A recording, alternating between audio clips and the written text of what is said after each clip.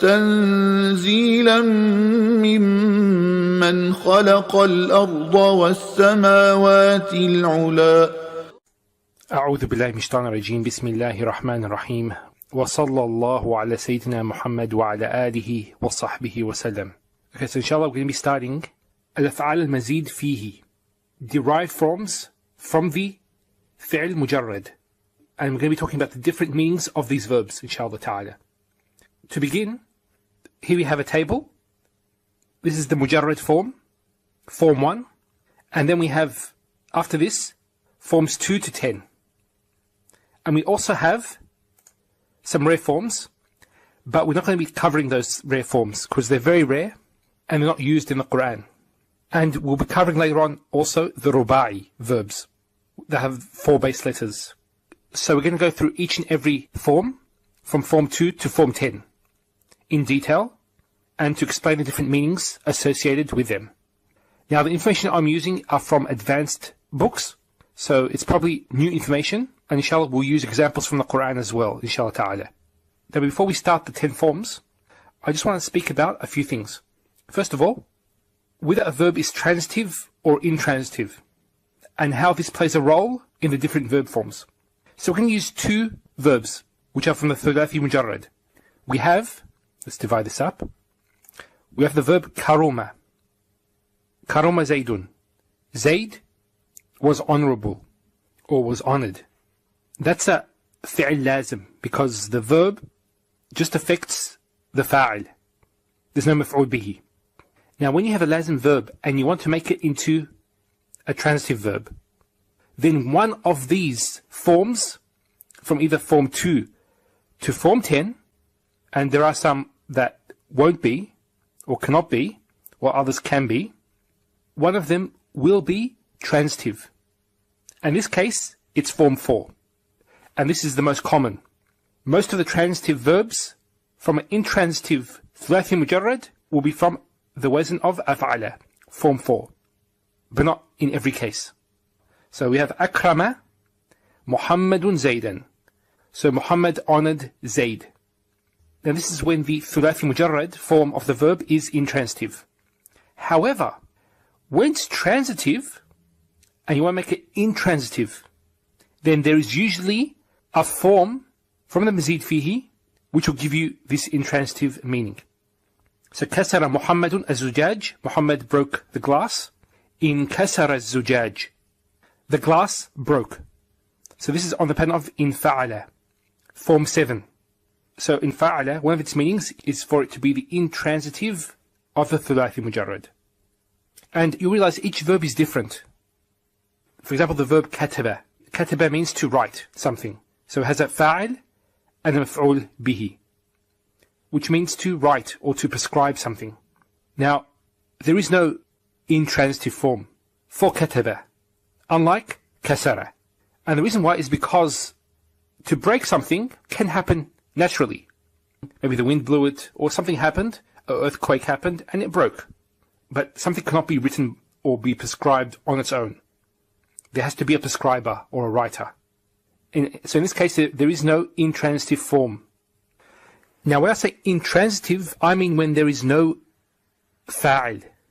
In fact, the maf'ul bihi becomes the fa'il. So notice how here, this is the maf'ul bihi, but here it becomes the fa'il, as if it's breaking itself.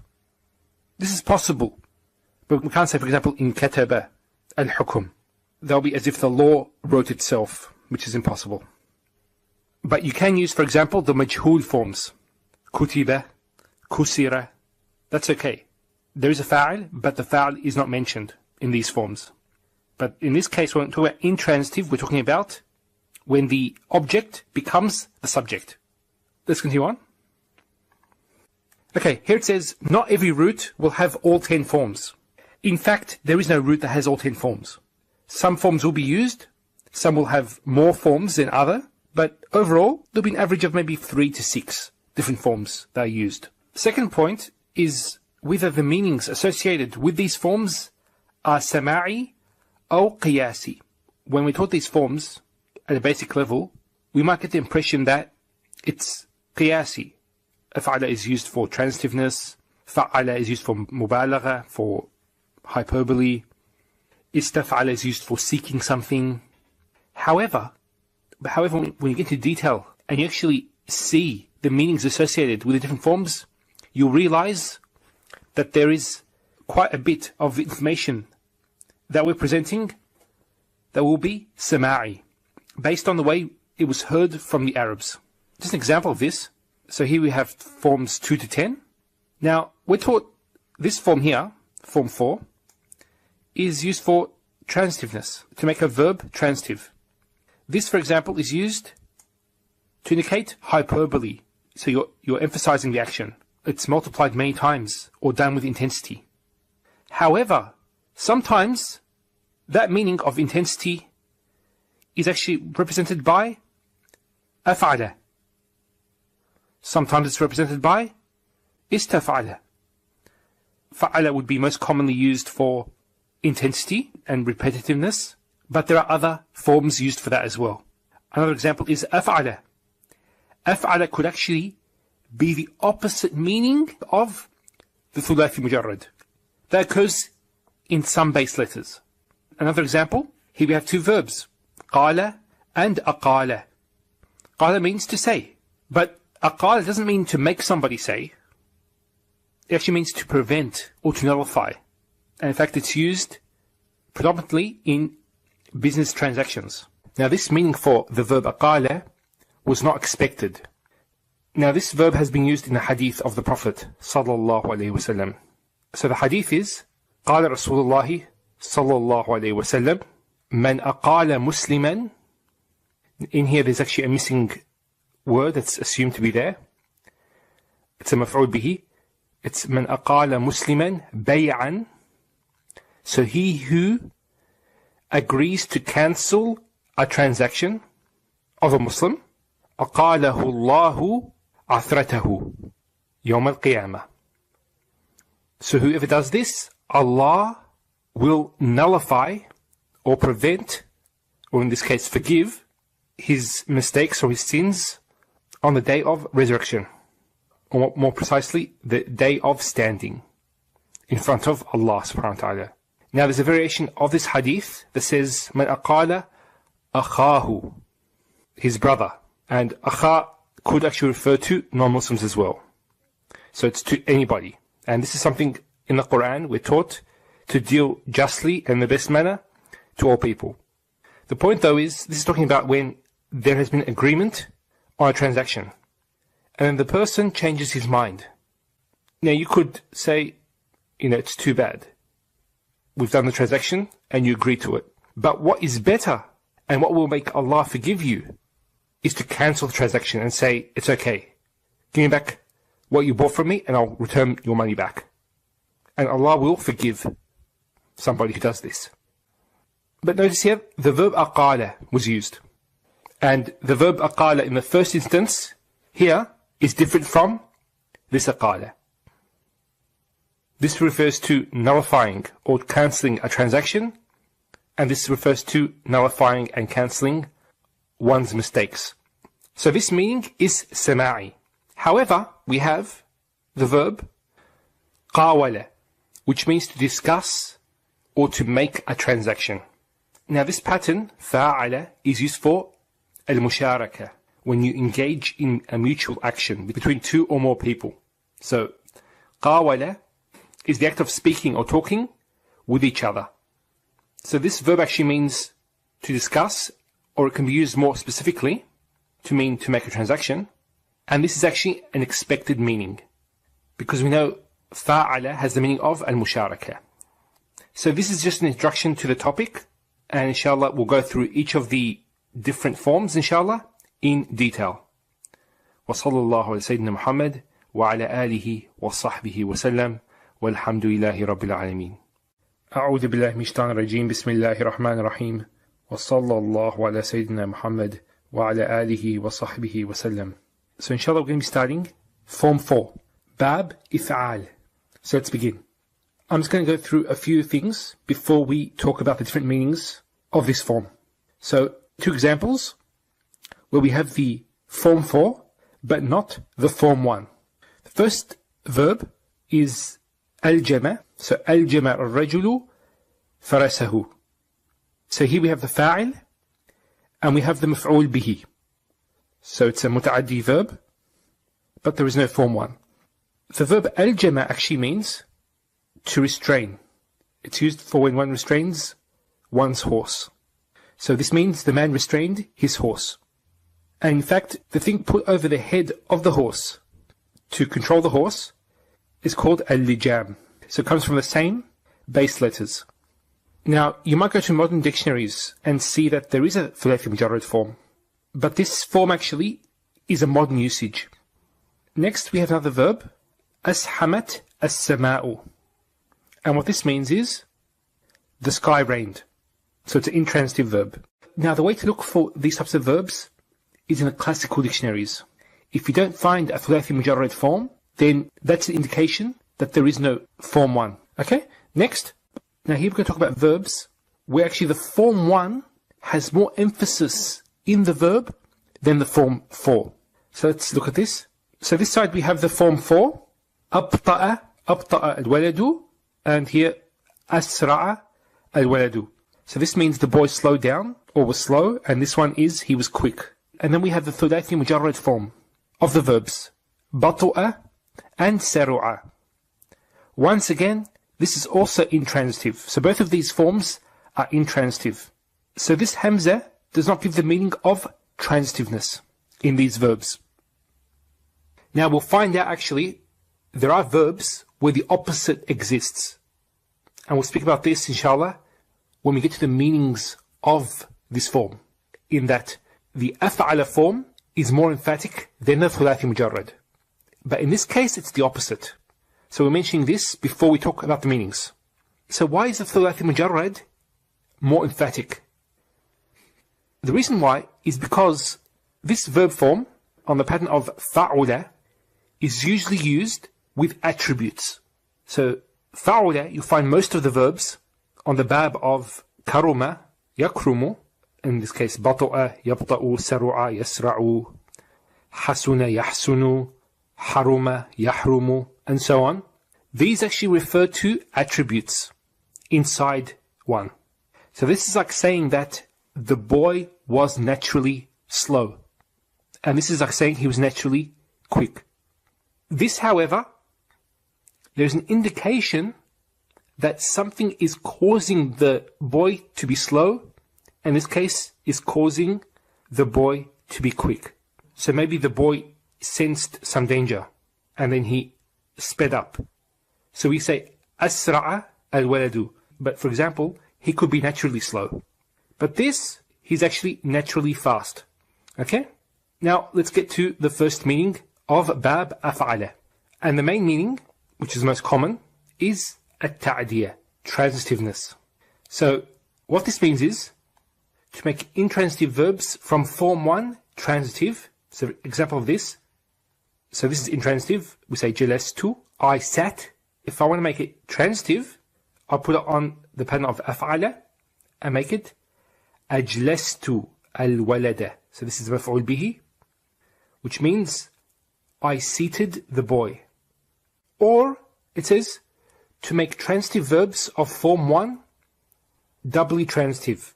So for example, dakhaltu al-bayt, I entered the house. Transitive to one object here. If we make it on the pattern of af'ala, we say adkhaltu zaydan al-bayt, which means I made Zayd enter the house. So it could have been either me, for example, forcing him, or more likely, I gave him permission to enter. Next. Okay, now we'll get straight to examples from the Quran, inshallah. Here.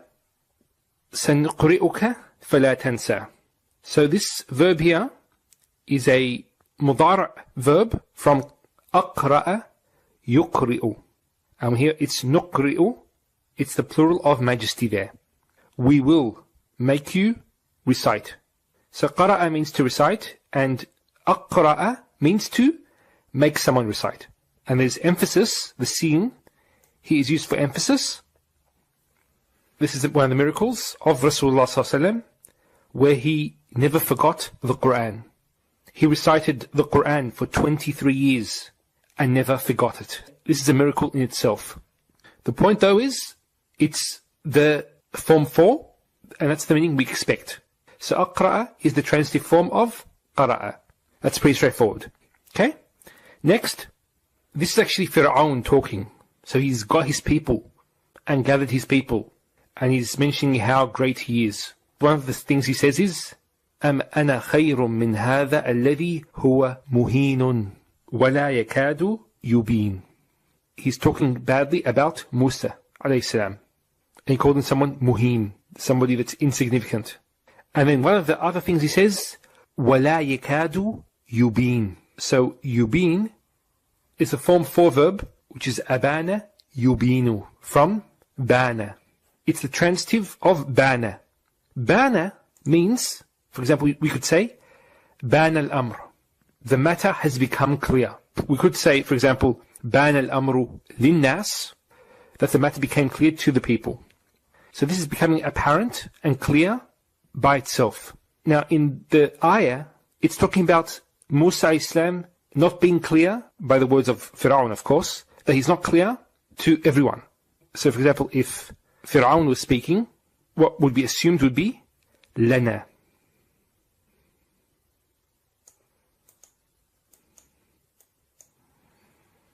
لا يكاد يبين لنا. So he hardly makes himself clear. We'll go by that translation inshallah. The point though is, this is the transitive form. So it's to make something clear. So what is he not making clear? It's his words, his message. Now, just regarding the speech of Musa alayhi salam, there are opinions where it mentions that Musa alayhi salam had an impediment in his speech. Now, we believe that Allah subhanahu wa ta'ala sends the best people, and this is in terms of the inward character as well as the outward. Now, if Allah sent the best person, it would be difficult to imagine that Musa alayhi salam had an impediment or problem with his speech. Now, what scholars say about this is that what caused him to have difficulty in speaking was the time when he fled Egypt and went to Madian and spent 10 years over there. Okay? That's the expected form. We also have a more emphatic form, yubayyinu, which is the form 2. We'll talk about that later on. But with yubayyinu, there's more emphasis, more hyperbole. This is just talking about the words of Musa, and this is something that Fir'aun is criticizing. But when it talks about the signs of Allah, yubayyinu Allahu ayatihi, yubayyinu, there's more emphasis there. Okay? Next. Okay, this is in Surah An-Najm, and it mentions a number of transitive verbs on the pattern of af'ala. These ones are together, this ayah and this ayah, and then a few ayahs later, we have this ayah here. So I'll put them together. So it says here, وَأَنَّهُ هُوَ أَضْحَكَ وَأَبْكَى. So this means to make one laugh and to make one cry. That he's the one that does this. And amata, to make somebody die. وَأَحْيَا, to make somebody alive or give life to somebody. And here, وَأَنَّهُ هُوَ أَغْنَى وَأَقْنَى, he who makes somebody sufficient, free of any need, وَأَقْنَى, and he gives somebody contentment. And the reason why I mention both of these, because being wealthy and being well off and not needing others, it doesn't make you content. It's only with Allah. And all these things have been emphasized with anna. And the reason why is because people ascribe these things to other than Allah.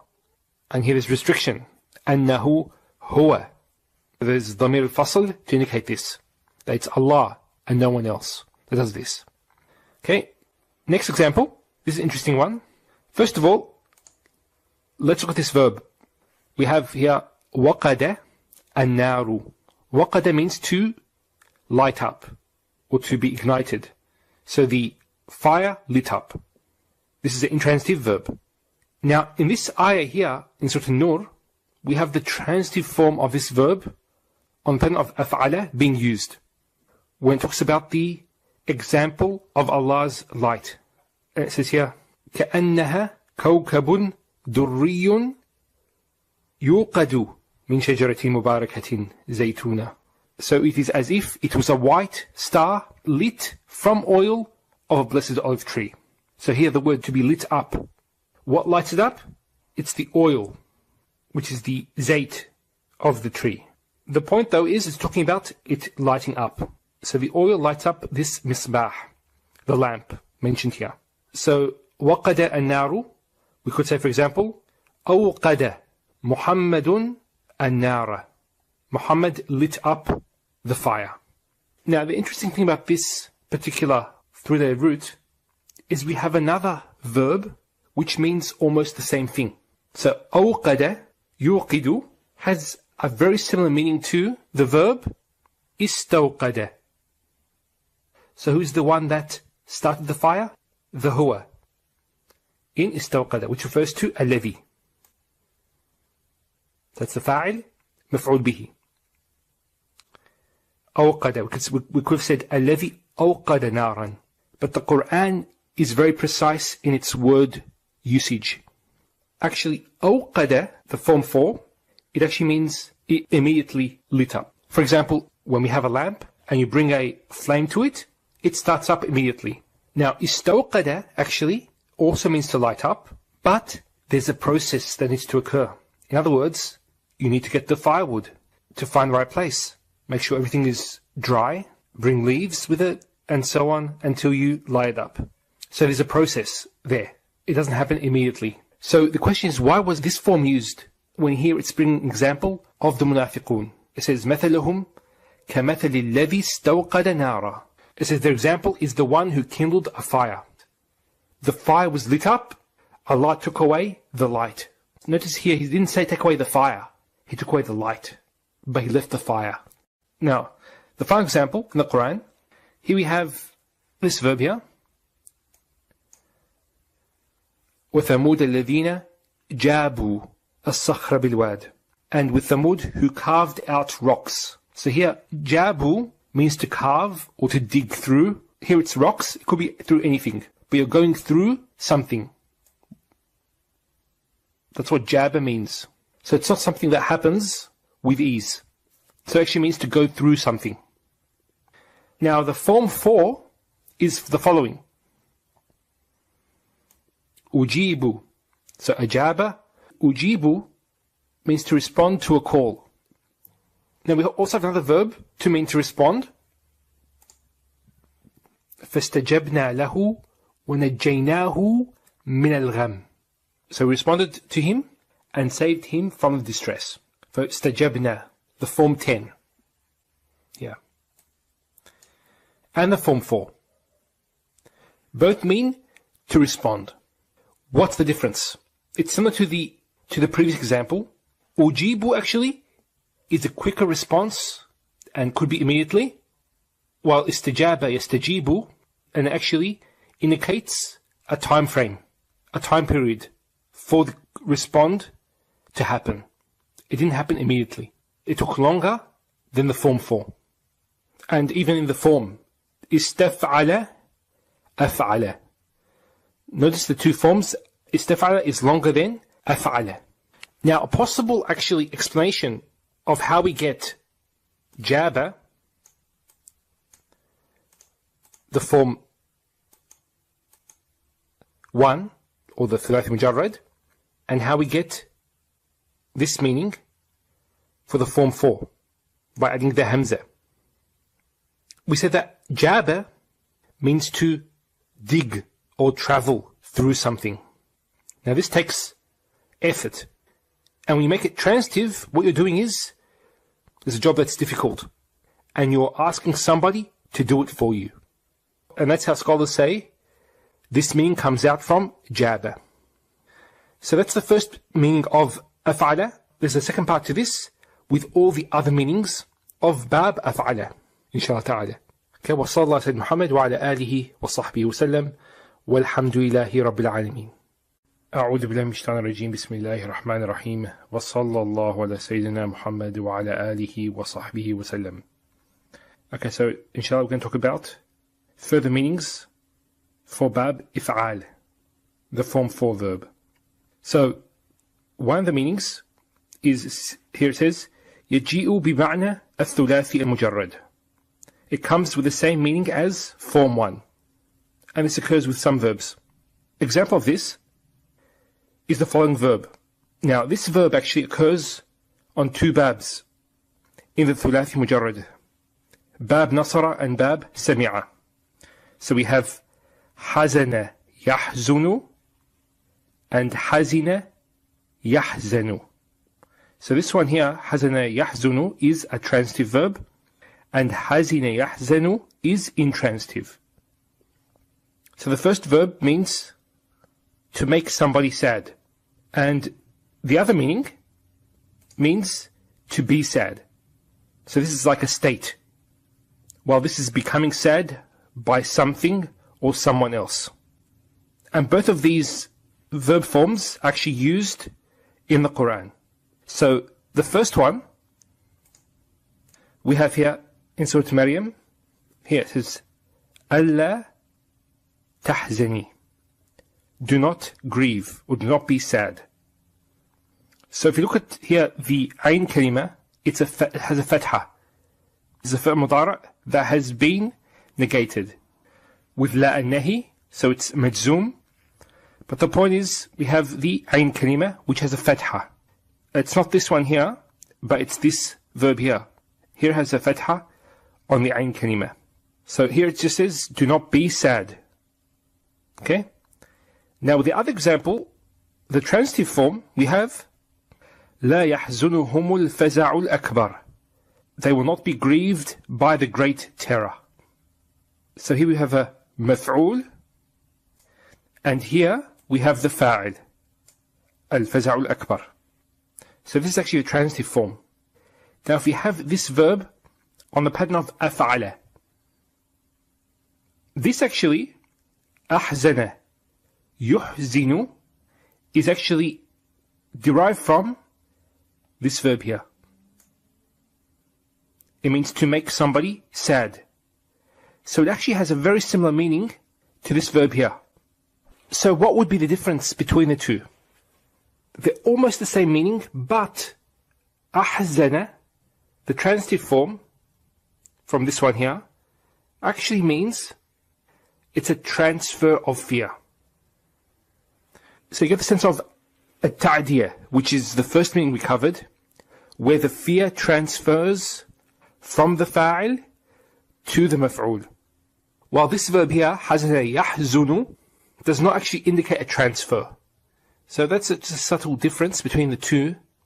Next is we have a ta'rid. A ta'rid means presenting something.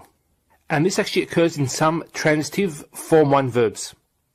So if the mujarrad form is transitive, it's a possibility that bab af'ala would indicate this meaning. So let's look at some examples, inshallah. ذبح الكبش, which means that the male sheep or the ram was slaughtered. Now if you put ذبح on the pattern of af'ala, we get أذبح.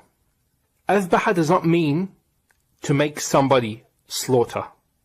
It actually means عرضه للذبح, means that he presented the animal, the ram, for slaughter.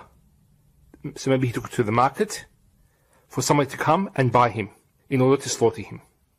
Okay, another example. Okay, so we have here the verb saqa and asqa. So the thulathi mujarrad and on the wazn of af'ala. The first one means to give water to drink. Say, for example, saqa al-waladu al-kabsh. The boy gave the ram water. Now, what is drunk, which is the second maf'ul bihi, is assumed to be water. But it could be something else. But obviously, when it comes to animals, it's going to be water. Asqa, on the other hand, means to present water to drink, regardless if it was drunk.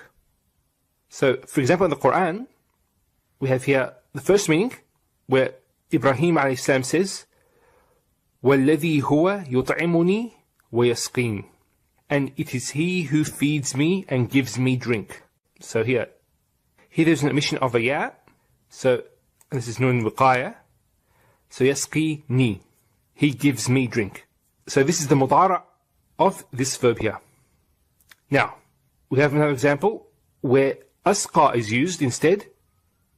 Here actually it's the mudara majhul form. So here is the naib fa'il, waw jama'. And here, although the maf'ul bihi has been mentioned, it doesn't necessarily have to be mentioned. So for example, if you said saqa al-waladu al-kabsh, we know that he gave him water to drink. There's no need to mention al-ma'a. But in this example here, ka'san actually is what is being presented. This is here they are given to drink, or they are presented with cups to drink. Ka's actually is a vessel used specifically for wine, and it's filled.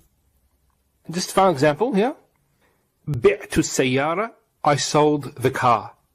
So this verb is from ba'a yubi'u, to sell. Aba'tu as-sayyara. This is on the pen of af'ala. It means to present the car for sale. Now the next meaning. So we know that the form to, fa'ala, is usually used for hyperbole. But actually af'ala can also be used for this meaning. We have thamarat al-shajara and athmarat al-shajara. Both mean that the tree bore its fruit. So thamarat al-shajara means the tree bore fruit, while athmarat al-shajara, the tree bore fruit throughout. So in this case, athmarat would have more hyperbole, meaning that the fruit filled the tree throughout, while thamarat does not have that meaning. If it had some fruit, but there was still capacity to get more fruit later on, we could use thamarat. But we only use athmarat if it reached full potential. Example in the Quran of this, here it's talking about a number of different fruits. It says, unzuru, consider or look at. Ila thamarihi, look at its fruits. Idha athmara wa yan'i, look at its fruit when it here reaches full yield, maximum capacity of fruit, and when it ripens. Okay, next. Okay, next meaning, it's as-sayrura, so to become in a state. Sayrura is actually the masdar of the verb sara.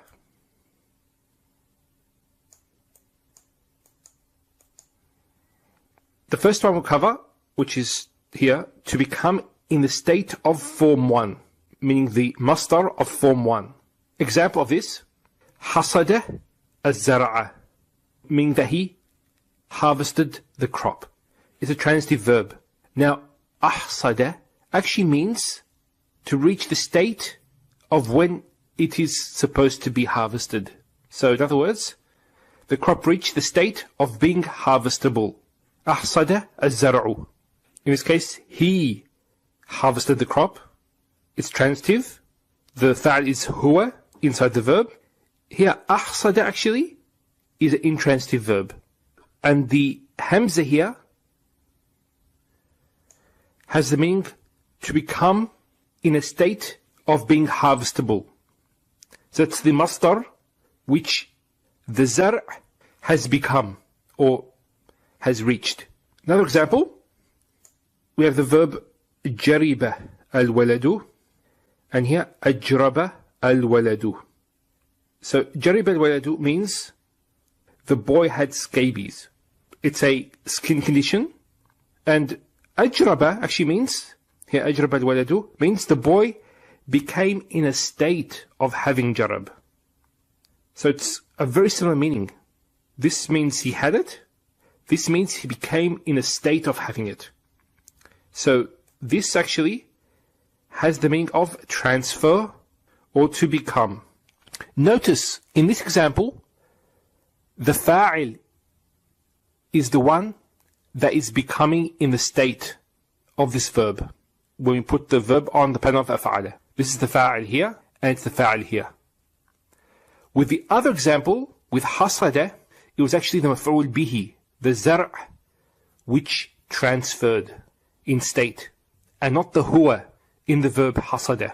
Next, so that was the first meaning. Now I'm going to come to this meaning here. To become the possessor of a derived noun from form 1. Now this obviously is sama'i. Not every verb will have this, like most other of the meanings. So examples here. Ashhama, to become the possessor of shahm. To become the possessor of fat or lard. It's another way of saying he became fat. Next one is aysara, and from it we get the word yusr, ease. This actually means to be the possessor of ease, or for ease to be associated with him. So his life was easy. Okay, now this one here, atfalat, it actually means to be the possessor of a tifl. Tifl is a child. So atfalat, she had a child. So that's what it means by to become the possessor of a derived noun from form 1. And another point is that all these verbs indicate that this was a state that they were put into, when previously they were not in this state. So before this, atfalat, she had no children. And before ashhama, he was not fat. And before aysara, he was not the possessor of ease. Okay, we'll continue on, inshallah, in the next lesson, the other meanings of bab if'al, inshallah. وصلى الله على سيدنا محمد وعلى آله وصحبه وسلم والحمد لله رب العالمين. بسم الله الرحمن الرحيم. So inshallah, we're going to go through the rest of the meanings of bab if'al. One of the meanings is as-salb, which means negation, of form 1, the thulath mujarrad. So it's the removal of the action associated with form 1. Example of this, here we have the verb sarakha, the thulath mujarrad, and this verb means to call out for help. And on the form af'ala, we get asrakha, which means to help one. In other words, it's the removal of distress. So it's to come to the aid of one who is calling, in other words. Asrakha. Now in the Quran, for example, now this is an event that will occur on Yawm al-Qiyamah, when Shaitan will address those people who followed him. Now, one of the things he says is, مَا أَنَا بِمُصْرِخِكُمْ وَمَا أَنْتُمْ بِمُصْرِخِي. So here he's negating completely, I am in no way whatsoever the one to remove distress from you, and nor are those people being addressed going to help Shaitan in any way either.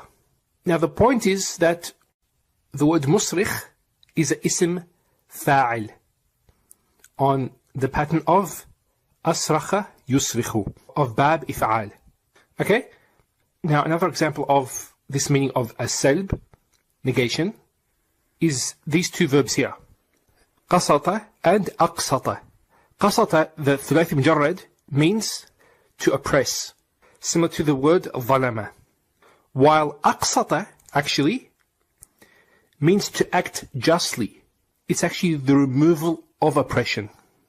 So this hamza has the negative meaning of the thulathi mujarrad. Now, in the Quran we have the ism fa'il from both of these verbs. So we have, for example, وَأَمَّا الْقَاسِطُونَ فَكَانُوا لِجَهَنَّمَ حَطَبًا. But for the unjust, al-qasitun, they will be for hellfire firewood. Here's the ism fa'il of the thulathi mujarrad. We also have this part here, إِنَّ اللَّهَ يُحِبُّ الْمُقْسِطِينَ, which are the ones who act justly. This is from aqsata yuqsitu. Okay? Next meaning of bab if'al is الظَّنُّ وَالْإِعْتِقَادِ, which means assumption and belief. Two examples here. First one is أحمدت زيدا. Now the thulathi mujarrad hamida yahmadu means to praise. So for example I could say حمدت زيدا, I praised Zayd. When we say أحمدت زيدا, the pattern of أفعل, In this case, what I'm saying is that I'm assuming or believing that Zayd is worthy of praise, that he is Mahmud. So I considered Zayd to be praiseworthy. This could be based on assumption, what I thought, or it could be based on something that I saw in front of me that made me think that he was worthy of praise. Next one is abkhaltu Zaydan, which means I considered Zayd to be miserly, or I believed it, or I assumed it, whatever it is. So the different levels of assumption, it could be with no evidence, with some evidence, or with a lot of evidence. And notice, first of all, is the thulathi mujarrad of both of these. One of them is muta'addi, and one of them is lazim. For example, bakhila Zaydun, Zayd was miserly. We could say, hamida Muhammadun Zaydan. Muhammad praised Zayd. Now, in the thulathi of this verb, bakhila Zaydun, Zayd is the fa'il. The thulathi of this, Zayd would be the maf'ul bihi. Just notice the difference there. Another example of this is azmamtu Zaydan. I considered Zayd to be blameworthy. Now, next meaning, it's dukhul al-waqt, the entering of a time. So, for example, here we have three verbs. Ahsada, we covered this verb. One other meaning for ahsada is to enter the time of harvesting. If I said ahsada zar'u, the crop entered the time of harvesting. So it was ready to be harvested. And that's similar to the other meaning we covered in the previous lesson, of reaching a state. So they're quite related, those meanings. And we have also asbaha amsa, which mean to enter the time of morning, as-subh, and here to enter the time of al-masa, the evening. With this meaning, these verbs are tam. They're complete verbs. They're not naqas. Like, for example, the akhawat kana. For example, we could say asbaha Zaydun maridan. Zayd became sick. This usage is the deficient verb, min af'al naqisa, which is from akhawat kana. But what we're talking about is that it's actually tam. So in other words, it's complete by the fa'il. We say asbaha Muhammad. Muhammad entered the time of morning. An example in the Quran is فَسُبْحَانَ اللَّهِ حِينَ تُمْسُونَ وَحِينَ تُصْبِحُونَ. So this verb here is from amsa, yumsi, and this is from asbaha, yusbihu. So they're on bab if'al, and they mean to reach the time of evening and morning. Now the final meaning we're going to cover is al-mutawa'a. Now this word will come across in other forms. Now we talked about al-mutawa'a in the introductory lesson, when we talked about the example of kasartu al-zujaj and inkasaratu al-zujaj. Now in English it's called the reflexive, and when it comes to bab if'al, it is the reflexive of form 2. Now let's first of all explain what al-mutawa'a is. It literally means to conform and obey. So what do I mean by that? Let's look at an example of this. So this is the form 2, and that's the form 4 that we're talking about. So the form 2 is muta'addi. It says فَطَّرْتُ زَيْدًا, which means I gave Zayd something to break his fast with. Now, when we talk about a mutawa'a, it's when the maf'ul bihi does the action or conforms to the action without the need of the fa'il. So the fa'il is taken out of the picture. So here the fa'il is taken out. And here we get aftara Zaydun. Zayd becomes the fa'il. And so this means Zayd broke his fast. Now, there is a difference between al-mutawa'a and al-fi'l al-mabni lil-majhul, the passive verb. And I spoke briefly about this in the introductory lesson, because in the majhul form, the fa'al is not mentioned, but there is an assumption that there is a fa'al. When we talk about al-mutawa'a, this form does not contain the fa'al. Now there are subtle meanings when it comes to the usage of the Arabs. Notice here, when it talks about Zayd breaking his fast, af'ala is used. While we know that the form 2, there's mubalagha, and that's one of its main meanings, hyperbole. And this could indicate that when you invite somebody over to have a meal, that you put extra effort into it. So, فَطَّرْتُ زَيْدًا. There was effort involved, more so than if Zayd broke his fast. There's no need for emphasis there. That could be a subtle meaning involved with this usage. That completes the meanings for باب إفعال. وصلى الله على سيد محمد وعلى آله وصحبه وسلم والحمد لله رب العالمين. بسم الله الرحمن الرحيم وصلى الله على سيدنا محمد وعلى آله وصحبه وسلم. It gives me pleasure to announce to you that inshallah I'll be starting an ongoing course. Ongoing because it's going to be related to the Madina Books, the famous Madina Books, and it's going to be regarding answering all the questions that I get asked. I get asked questions every day. So what I plan to do is to answer all your questions. At the same time, I want students to develop a deeper knowledge of the Arabic language. And I'll be starting from book 1 and then expounding upon it, as well as answering questions as we go along. And also what I plan on doing is see examples in the Quran of these rules. Now premium members will get this course for free, and they can ask any question related to the books. So if you've studied the Madina Books and you realized you don't really understand the material that well, most likely then you will need actually a teacher to explain concepts to you.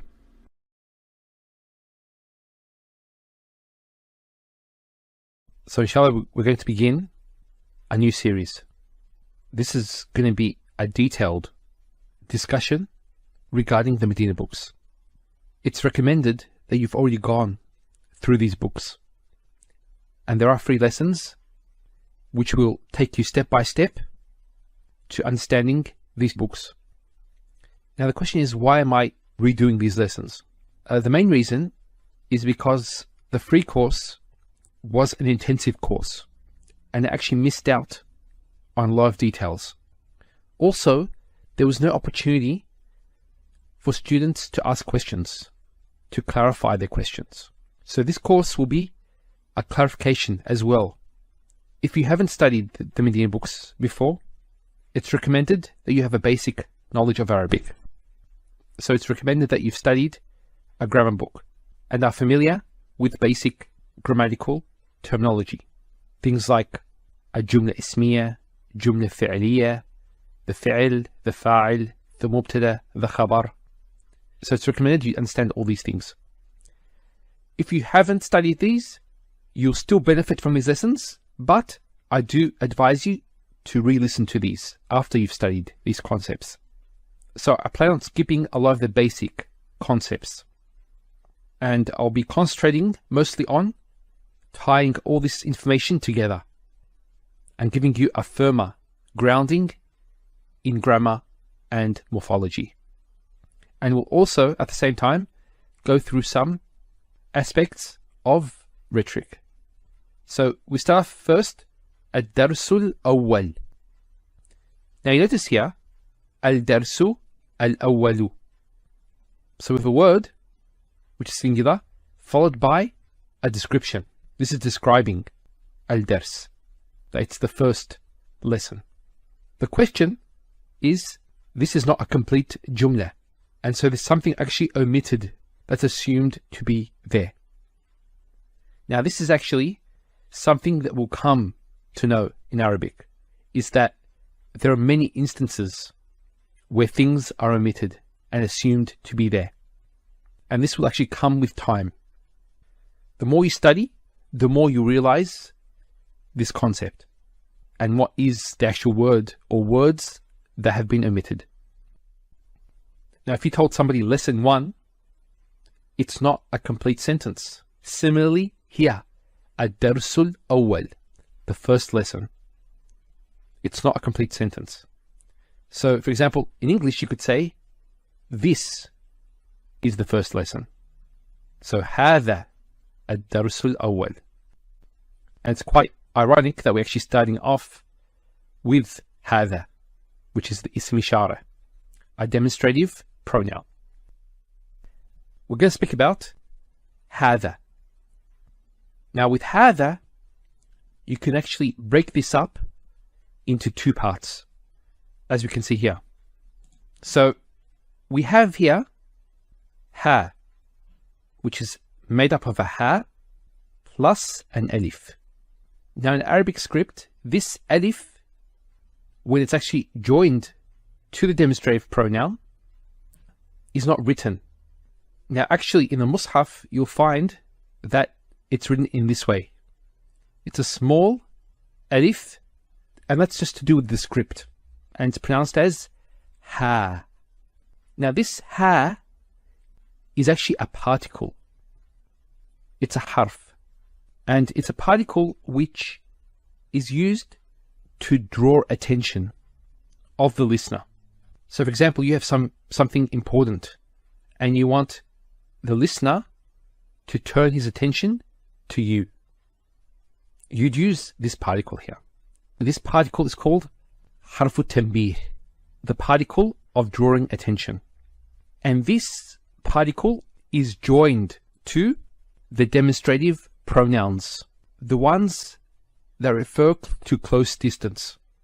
So if somebody's indicating something which is close to one, you'd use the ha utanbih. And this occurs with all of the demonstrative pronouns. They are used for something that is close. So if somebody is indicating something that is close to one, you'd use ha utanbih. Then we come to the. So the, this is an ism ishara. It's the masculine singular demonstrative pronoun. Now that can also be used for other meanings. But here specifically we're talking about where it's used as a demonstrative pronoun. So that would mean this. While here, a good translation of this would be over here. So you're drawing somebody's attention as you are speaking.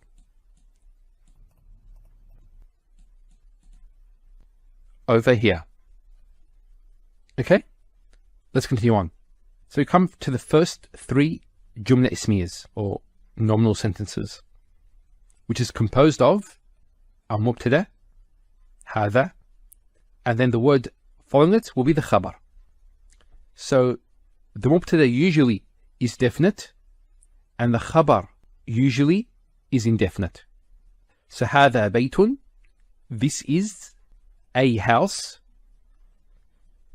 هذا مسجد, this is a masjid. هذا باب, this is a door. And notice I actually pronounce the last letter. And obviously if you stop at the last letter, you don't pronounce any haraka. It's like there's a sukoon. So هذا باب. A point here with bab. In classical Arabic, bab does not mean door. It actually is used for the passageway between two areas. So you have two rooms, for example. This passageway is bab. In modern Arabic, this has come to be known as the actual door itself. In classical Arabic, you would probably use the word sadd for the door. Now, all these things that I mentioned, bayt, a house, masjid, mosque, or I prefer masjid, or bab, these are all entities. Now, by default, entities are indefinite with for example, the word rajul, a man, imra'atun, a woman, kalbun, a dog, and so on. They are all indefinite unless you're talking about a specific entity. When you're indicating them, by using هذا, you're indicating or you're pointing to what entity they are. That this is a house, this is a masjid, this is a door. If, on the other hand, you want to point to a specific house, for example, the house of Muhammad, and you say, أين بيت محمد? Where is Muhammad's house? You wouldn't respond, هذا بيت. You'd respond, هذا البيت. You put the definite article there because you're talking about a specific house. And you're saying, this is the house that we are talking about. So here the context is very important in what type of structure you bring. And this will take time, inshallah, as we progress and try to understand the concepts in some more detail. Now, just finally, I just want to mention something, and this is regarding words in Arabic. Now, approximately, I'd say more than 96% of words in Arabic are based on a 3-letter root.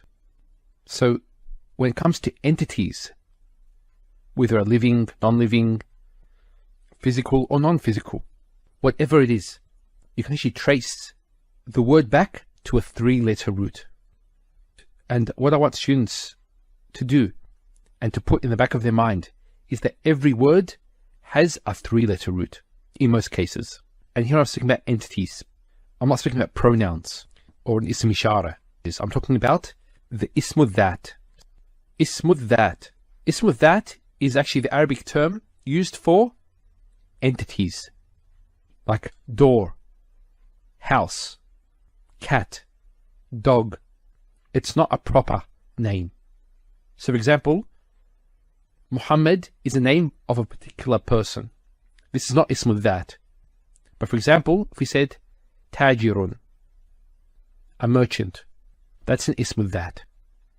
Now if we look at the 3-letter root, here we have the ba, the ya, and the ta. That's quite simple. That's actually the 3-letter root. Masjid, it comes from the sin, the jim, and the dal. And from this we get the word sujud. So the place where you make sajda or sujud. And from it we get so many other words. And it's quite important to understand this. With bab, a point here is the alif can never be only letter that is in place of another letter. So the alif could actually be in place of either the waw or the ya. In this case, it's the waw. So if you were to look this up in the dictionary, you look up ba, waw, ba. And we'll explain later on how to use the Hanswehr dictionary, which is very important. So whether you're starting off or whether in your advanced studies, the Hanswehr dictionary is going to be your companion. You're going to need it with you all the time. And just finally, a point is here the word bait. Bait means house. In Arabic, we have other words to mean house. And another common word is dar. Now the problem is we can't say هذا دار. And the reason why is because dar is feminine. It's not masculine. So therefore you need to bring a feminine ism ishara. هذه دار. And in Arabic we'll find out also is the richness of the language. Bait comes from a root. We have, for example, the verbs bata, yabitu. It comes from a root to mean to spend the night. So this is the place where one sleeps and spends the night there. Dar, on the other hand, is derived from dara yaduru, which means to go around. So it's a place where one roams around and goes around and does what he wants because of the privacy. So you actually find out that synonyms are not actually synonyms. They might be used in modern Arabic for the same meaning. In classical Arabic, there's a difference. And the key point here is if they're not the same base letters, they mean different things. And if they do